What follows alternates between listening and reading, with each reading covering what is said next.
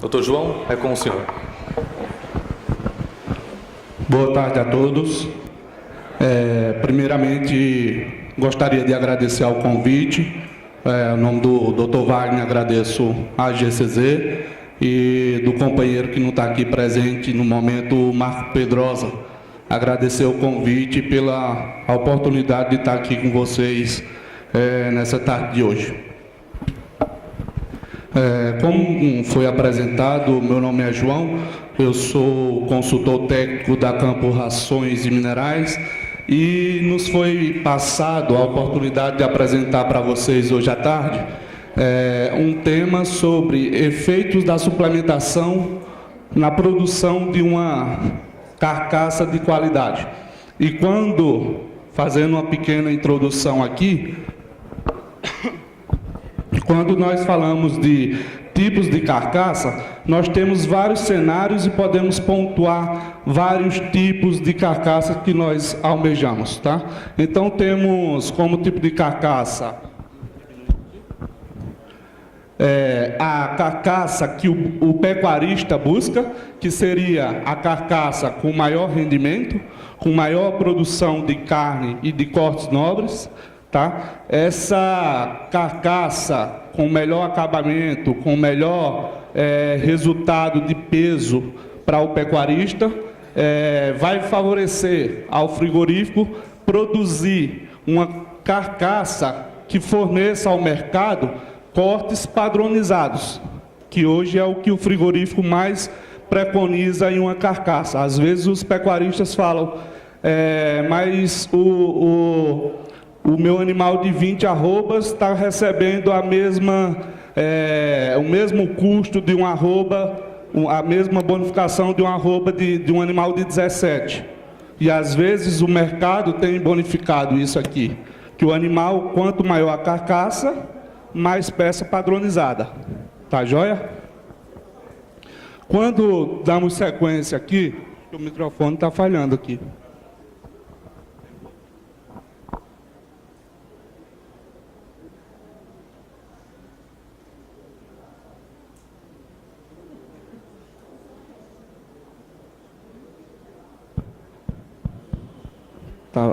Acho que está oscilando, vamos ver se vai funcionar. Tá? E quando saímos aqui de pecuarista e frigorífico, temos que pensar sempre no final da cadeia de produzir uma carcaça que atenda o consumidor. Tá? Embora a grande maioria, a maior parte de quem vai ao mercado e faz a compra de carne, principalmente a dona de casa, que muitas vezes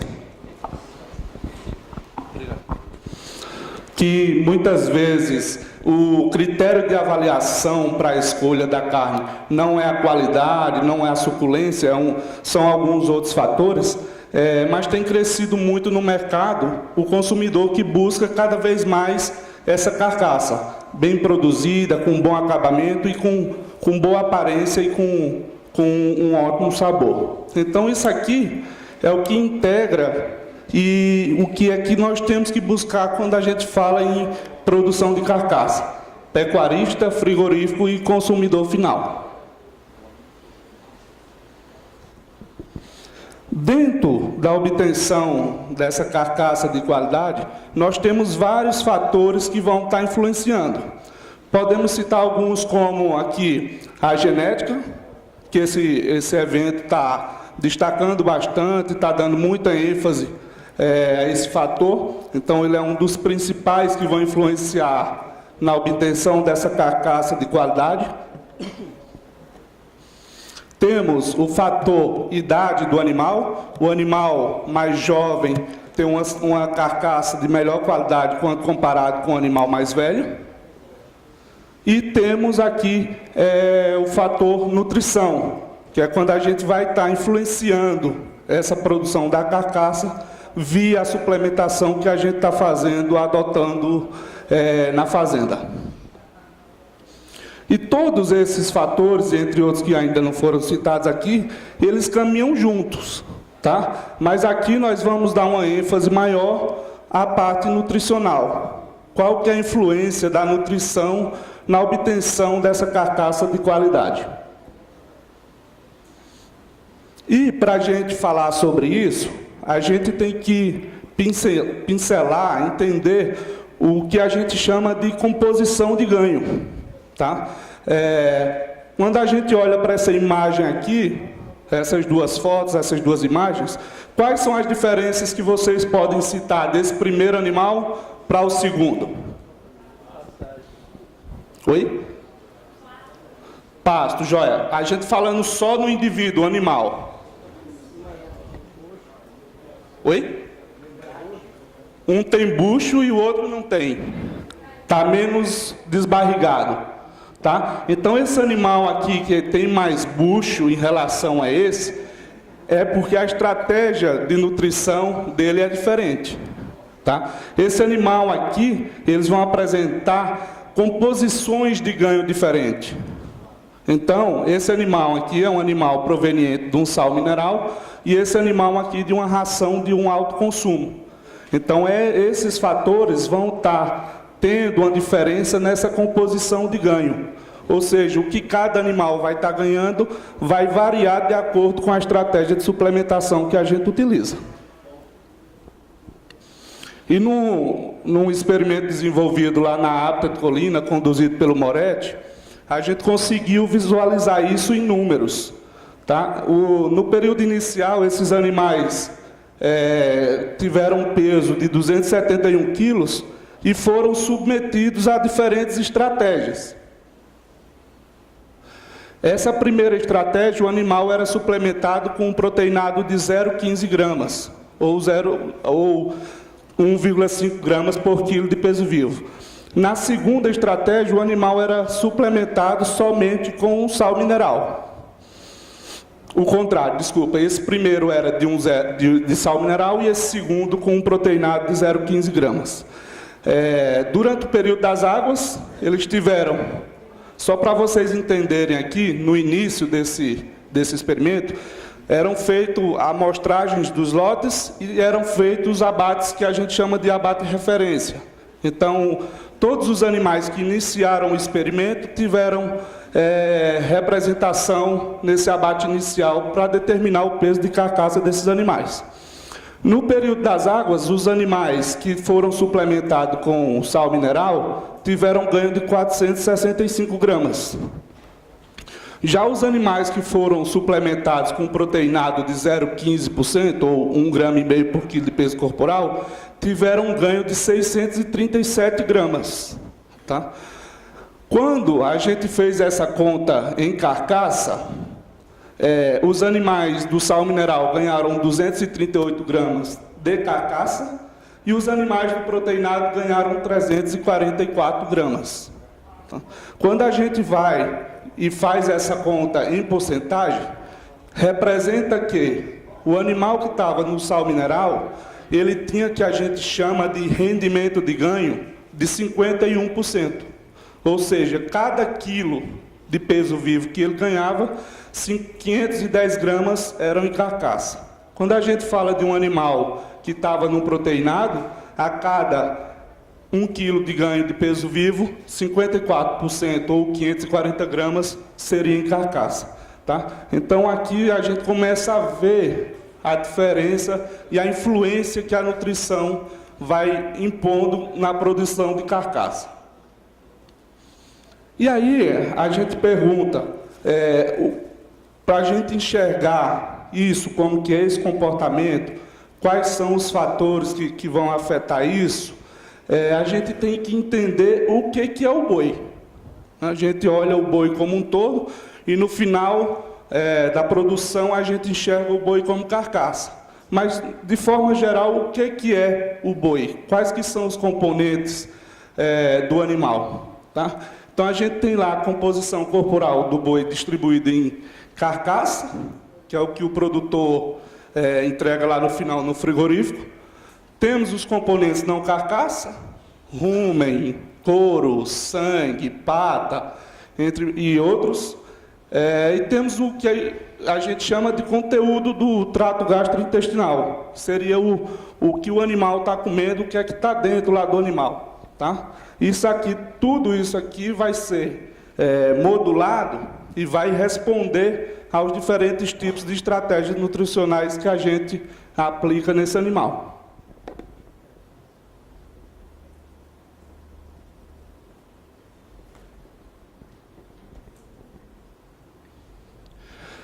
Quando a gente está falando de como que a nutrição modula o animal, tem um fator muito importante que a gente conhece lá por taxa de passagem.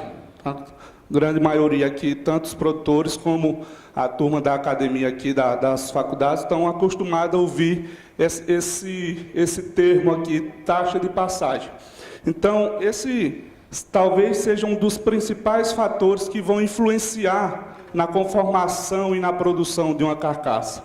E essa taxa de passagem, a gente altera ela de acordo com a dieta que nós fornecemos aos animais. Tá?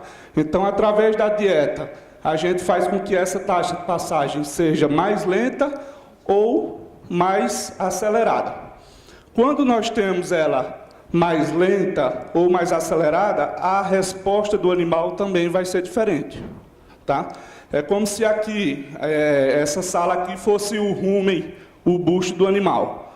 E nós somos aqui os responsáveis por quebrar essa dieta que chega lá. Tá? Se nós tivermos aqui com um sistema de suplementação mais básico, só com o sal mineral, às vezes a gente não tem condições de proliferar e de quebrar essa dieta de forma mais rápida.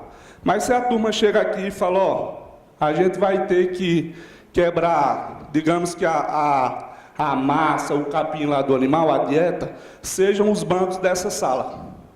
E a turma vai dizer, ó, a gente vai ter agora uma outra palestra em outro local e nós vamos ter que levar essas bancas daqui para fora. Tá? E aí a gente está suplementando. Alguém já lanchou aqui? Não. Quanto tempo a gente ia levar para levar essas mesas lá para fora, essas cadeiras? 1 hora, 2 horas, 1h30. Tá? Se a turma chegar aqui, ó, ninguém lanchou ainda, eu vou ajudar vocês, vou dar um lanche para a gente criar mais energia, para a gente poder carregar essas cadeiras. Com que tempo a gente carregaria para outra sala? Meia hora? Então, se a gente aumentar a substrata aqui, todo mundo vai carregar mais rápido as cadeiras, correto? Então, quando a gente faz essa modulação nessa dieta, a gente está fazendo justamente isso. A gente está dando substrato para as bactérias quebrarem essa dieta mais rápido. Tá? Quando a gente faz essa influência, a gente faz com que o perfil do conteúdo do gastro, do lado do rumen desse animal, ele mude de característica. Tá? Então, esse produto aqui, ele pode estar de forma mais seca, mais adensada, mais firme, ou de forma mais fluida dentro do órgão desse animal.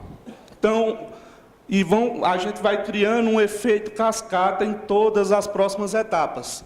Se a gente tem um produto que é de difícil quebra, que precisa passar mais tempo no rumen desse animal, porque ele é de difícil quebra, o animal não consegue digeri-lo, ele precisa de mais ou de menos espaço. Ele vai passar mais tempo lá, precisa de mais ou menos espaço. Mais espaço. Se ele tem facilidade de quebra, ele precisa de menos espaço, ou seja, a gente vai aumentar a taxa de passagem, ele vai passar mais rápido no animal, ele precisa de mais ou menos espaço. Menos espaço. E o que é que vai acontecer quando a gente tem uma dieta que precisa de mais ou menos espaço? A gente vai ter um rumen maior ou um rumen menor. Tá? Quando eu tenho um rumen maior, eu preciso de mais ou menos energia para mantê-lo? Mais. Se eu preciso de mais energia para mantê-lo, sobra mais ou menos energia para produzir carne? Menos energia. Então, quando a gente modifica essa taxa de passagem, que a gente torna esse produto mais acelerado, mais rápido, a gente vai alterar o tamanho de órgãos e vai alterar a demanda de energia desse animal. Então, se ele tem um órgão menor e precisa menos energia, para onde que vai essa energia? Produção de carne. Então, a gente tira um gasto maior e transfere para um sistema de produção de carcaça. Então, no outro experimento também conduzido pelo Matheus Moretti, tem uma comparação de um confinamento convencional e um confinamento no pasto. O confinamento convencional é essa linha amarela e o pasto é essa linha verde. Ao longo, só para a gente entender lá aquele conceito que eu falei antes, ao longo do experimento aqui, da condução, os animais do pasto tiveram sempre um ganho de peso mais baixo. Eles partiram com o mesmo ganho aqui e foram sempre com um ganho mais baixo, quando considerou o ganho de peso vivo. Nesse espaço aqui, entre a primeira e segunda pesagem, ou que a gente chama período de adaptação, teve essa queda aqui considerável de peso. O animal começou com 387 quilos e foi para 382. O que era que estava acontecendo aqui? Aquilo que a gente mostrou lá. A dieta estava começando a modular a taxa de passagem do animal. Então, o animal vinha estritamente aqui de pasto, foi para um confinamento no pasto, recebendo 2% do peso corporal de ração, ou seja, ração aí com 80%, 90% de milho, com a taxa de quebra muito acelerada, aumentou a taxa de passagem, diminuiu o órgão do animal, mascarou o ganho de peso. Tá? Então, aqui, se a gente pontuar somente esse momento aqui, parece que o animal está perdendo peso. E vocês devem já ouvir falar, e os produtores notam isso muito na prática, quando a gente faz uma dieta de 2% do peso vivo, é o que a gente chama no início da adaptação, o animal dá uma murchada, parece que o animal está perdendo peso. Na verdade, ele está perdendo peso por diminuição de órgãos, mas o ganho em carcaça desse animal continua. Tá joia? E aí, durante o confinamento lá, o convencional deu um ganho de quilo por dia, 1,1 kg, o do pasto 900 gramas. Tá? O ganho em carcaça, 700 gramas do convencional, 733 dos animais a pasto. Quando a gente faz essa diferença, volta naquele conceito que a gente falou, que chama rendimento de ganho. O animal que estava no confinamento convencional teve um rendimento de 68%, ou seja, a cada 1 quilo que ele ganhava de peso vivo, 680 gramas era em carcaça. Já o animal do confinamento a pasto, ele tinha um rendimento de ganho de 81%. Ou seja, a cada 1 quilo que ele ganhava de peso vivo, 810 gramas eram em carcaça.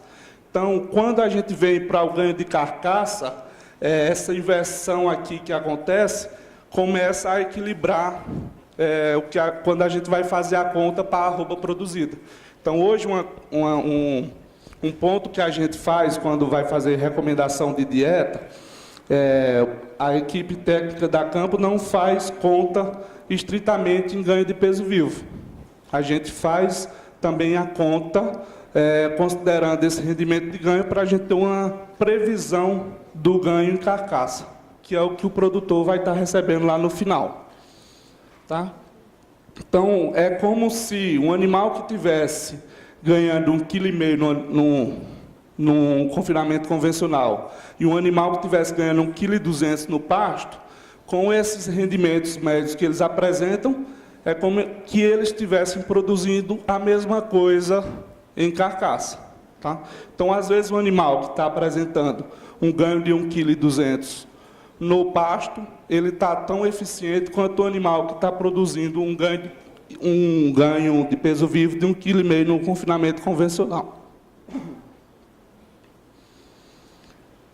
Esses outros números aqui mostram bem como que isso aqui funciona. Nesse experimento aqui foram feitas 4 estratégias. Tá? No primeiro ali, o animal recebendo sal mineral, segundo, recebendo um proteinado, terceiro, um proteico energético e no quarto, um energético.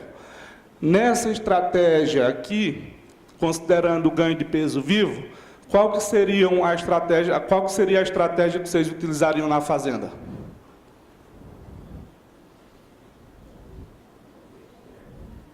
Oi? Qual que seria a estratégia que você utilizaria na fazenda visualizando esse gráfico? Oi? Proteico energético, porque ele apresentou um ganho de peso vivo maior, certo? Então, a estratégia utilizada seria o proteico energético. Quando a gente faz essa avaliação em carcaça, esse número muda, tá? O animal que está aqui no energético, ele tem um ganho em carcaça maior. E por quê? Porque está acontecendo tudo que a gente falou lá atrás. Está havendo uma modulação, uma mudança de tamanho de rumen, de tamanho de órgãos, em que está sobrando mais energia e o animal que está ali no energético está sendo mais positivo quando a gente fala em produção de carcaça. Tá joia? Então, às vezes, o ganho de peso vivo, ele vai estar meio que ilusório para a gente quando a gente vai para o resultado final, que é a produção em carcaça. E aqui a foto de animais também com diferentes estratégias. Essa estratégia usada nesse experimento foi o animal suplementado com sal mineral, com proteico energético, e o animal suplementado só com energético. E aqui a gente vê a diferença. Quanto maior o nível de nutrição, quanto maior o nível nutricional aplicado a esses animais, maior a produção de carcaça, maior o acabamento dessas peças e melhora o rendimento de carcaça no final.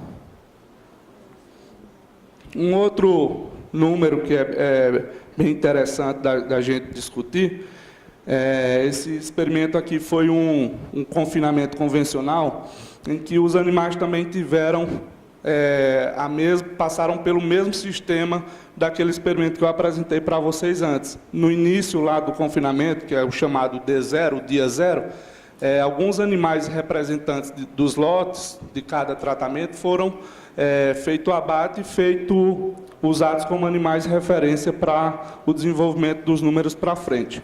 No início lá do confinamento, no D0, esses animais tinham conteúdo ruminal que representava 39% do peso.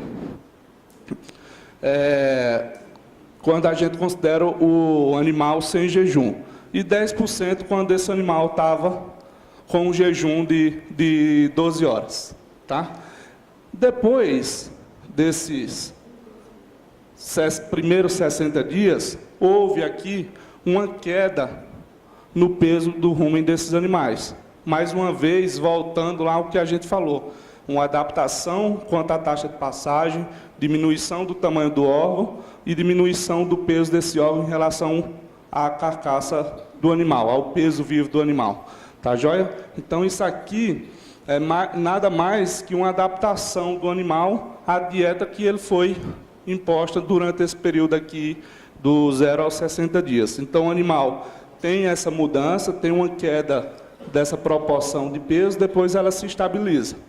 E isso a gente vê também quando comparado com a questão do crescimento de vísceras. Aqui a gente tem um comportamento inverso. Lá o conteúdo ruminal diminuiu, porque a gente aumentou a taxa de passagem, ele está passando mais rápido no rumen, e a gente teve uma diminuição. Quando a gente traz para vísceras, ele teve um comportamento contrário, ele aumentou de peso. O que é que está acontecendo quando a gente utiliza uma dieta de mais volumoso? O animal cresce órgão.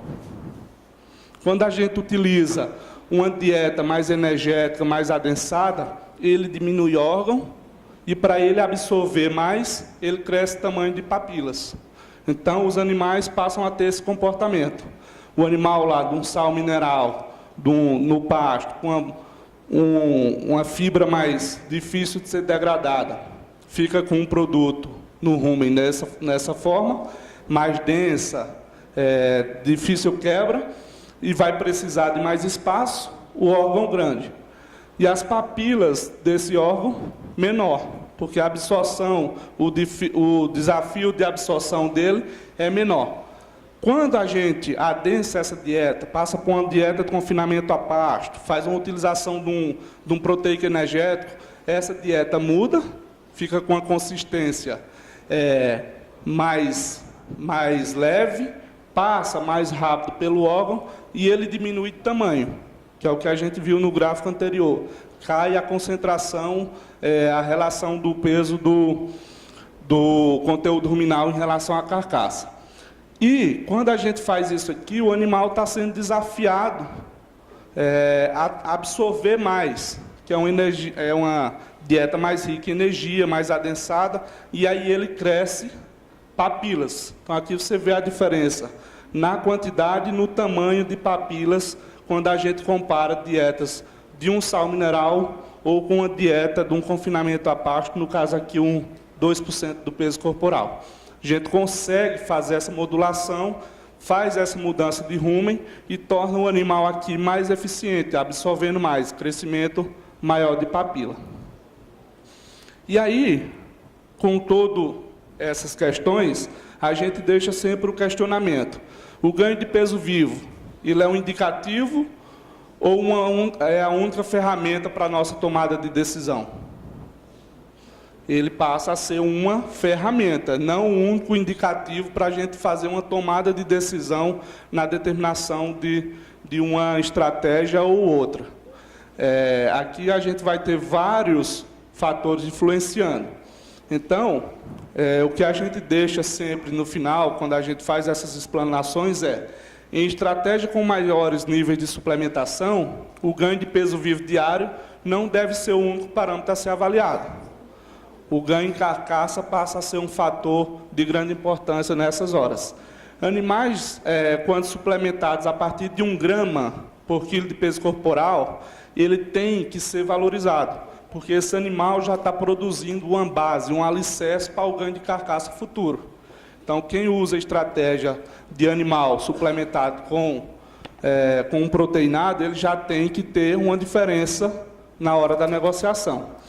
Então, nós acreditamos e iniciamos nossas recomendações usando como parâmetros o ganho de peso vivo, o nível de suplementação, o quanto que vai estar influenciando essa modulação da carcaça do animal, o score corporal, mas todo esse conjunto aqui buscando unicamente a produção de carcaça. Tá? Então, esse é o fator principal que a gente leva em considerações nas nossas estratégias nutricionais. Lógico que um conjunto de fatores, mas almejando sempre, ao final, uma produção de carcaça com qualidade. Tá joia? Muito obrigado. Era o que eu tinha para colocar para vocês. Obrigado.